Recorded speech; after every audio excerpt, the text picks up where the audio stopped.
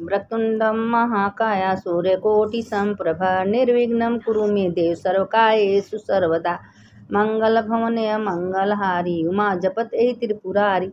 त्वमेव माता च पिता त्वमेव बन्धुः सखा त्वमेव विद्या द्रविणं त्वमेव सर्वं मम देव। अब देखिए हम शंकर जी का कथा आप लोग को सुनाने जा रहे हैं, आप लोग सुनिएगा। देखिए एक बार जब भोलेनाथ कैलाश पर्वत पर बैठे थे तो उस जो उनके गढ़ थे पुष्पदंत, वो हमेशा शंकर जी के स्तुति करते थे, शंकर जी के हमेशा उनके पास रहते थे। एक दिन शंकर पार्वती जी आपस में बात कर रही थी तो जो पुष्पदंत थे वो चुगलाई उनकी शिव की सारी बात सुन लिए। और सुनने के बाद वह जाके अपनी पत्नी से कह दिया, उसकी पत्नी कह दी कहें कैसे सुने। अब वो जब सुन लिए पुष्पदंत को तो भगवान क्रोधित में आए, कहें पुष्पदंत पुष्पदंत तुम शिव के सबका बात सुने हो, आज से तुम राक्षस हो जाओ। अब उनको राक्षस का श्राप दे दिए। अब बहुत दिन तक पुष्पदंत राक्षस बन गया। अब बन गया वही भगवान का लीला था। उसमें क्या हुआ कि गणेश भगवान आए। गणेश भगवान आए, गणेश भगवान कहें कि जो उनकी पत्नी थी उनको बहन माने थे। अब बहन माने थे, कहें भाई ठीक है अगर वो हो गए हैं तो हम किसी तरह से उनको मना के लाएंगे, उनको कथा सुनाएंगे। यही तो भगवान का लीला था उनको कथा सुनाने के लिए। अब पुष्पदंत को भगवान शंकर ने गणेश जी ने पकड़ के लाए, कथा सुनाने लगे। वो राक्षस बने जा रहे हैं कि हमको ही में आनंद आ रहा है।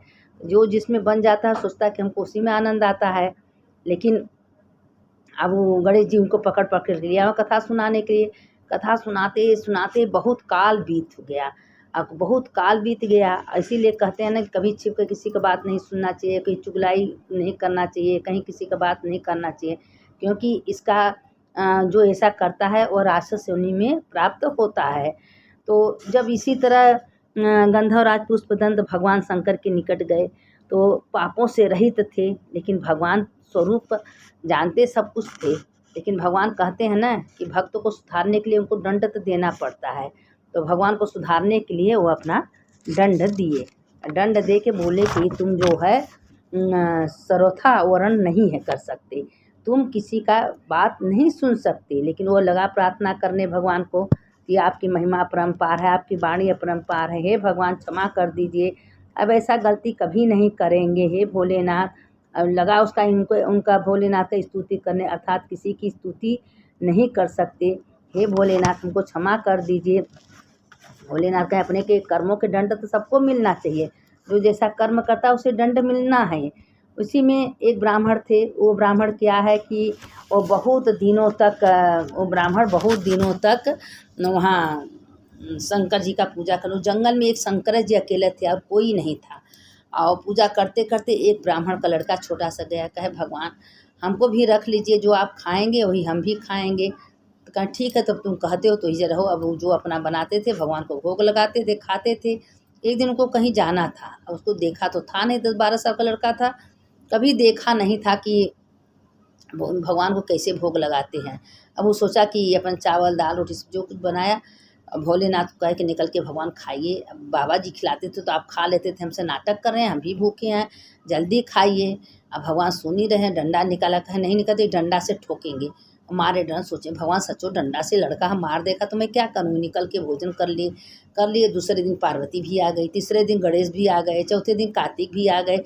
अब चारों जनी का देख के अंदर अंदर गुस्सा होता था, एक जने का खाना बेसी बनाता था, चारों जनी बैठ के भोजन कर लेते थे, उसको थोड़ा बहुत बचता नहीं था। चौथे दिन बाबा जी आ गए, कहे अच्छा हुआ आप आ गए, अगर आप नहीं आते तो हमको तो लगता है कि हमको तो भोजन ही नहीं मिलता है। तो सब भोलेनाथ अपने परिवार से सब खा जाते हैं।